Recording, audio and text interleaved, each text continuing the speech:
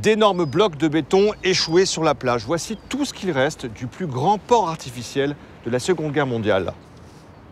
Ce port, c'est ici, devant le petit village d'Arromanches, que les Alliés décident de l'installer en juin 1944. Pendant 10 mois, il devient un centre névralgique pour les armées alliées en Normandie. Sur cette plage, 500 000 soldats et 88 000 véhicules ont débarqué pour libérer l'Europe. Grâce à ces pontons flottants, 9 000 tonnes de matériel, de munitions, de vivres étaient acheminées chaque jour pour alimenter les forces alliées. Cette gigantesque logistique était une condition du succès du débarquement. L'état-major avait bien conscience du défi que représentait le ravitaillement des troupes. Les ports normands étaient en effet très bien défendus par les Allemands. Un an avant le débarquement, les ingénieurs britanniques imaginent une solution, fabriquer en Angleterre les éléments d'un port flottant, puis les acheminer en traversant la Manche pour les assembler en Normandie.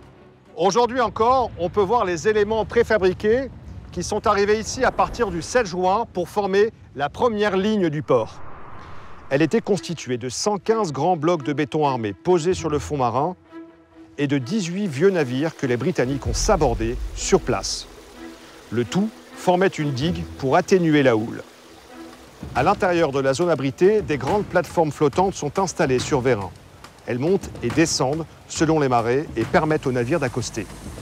Elles sont connectées aux routes flottantes sur lesquelles peuvent passer des véhicules pesant jusqu'à 40 tonnes.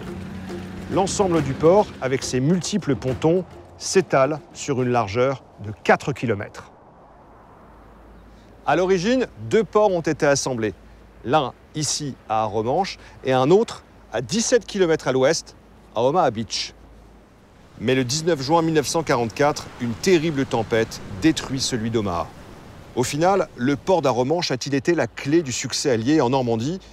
Nous avons posé la question à Frédéric Sommier, directeur du musée d'Arromanches. D'un point de vue psychologique, oui, c'est une vraie réussite. Sinon, je ne sais pas si les Alliés sont en capacité de débarquer sans ces ports artificiels. Le port d'Arromanches représente en gros 20% de la logistique alliée. Le port de Cherbourg est libéré le 16 juillet, donc un très très gros tonnage passe par le port de Cherbourg. Et puis on s'aperçoit que finalement les Américains arrivent à se poser sur la plage pour décharger, donc les Britanniques font exactement la même chose, en complément du port artificiel. Sur tous les autres ports Absolument. de la région. Le démantèlement du port d'Arromanches commence dès Noël 1944. 80 ans après, les vestiges d'Arromanches montrent que les généraux alliés avaient vu juste. Pour vaincre ici en Normandie, il fallait remporter la bataille logistique.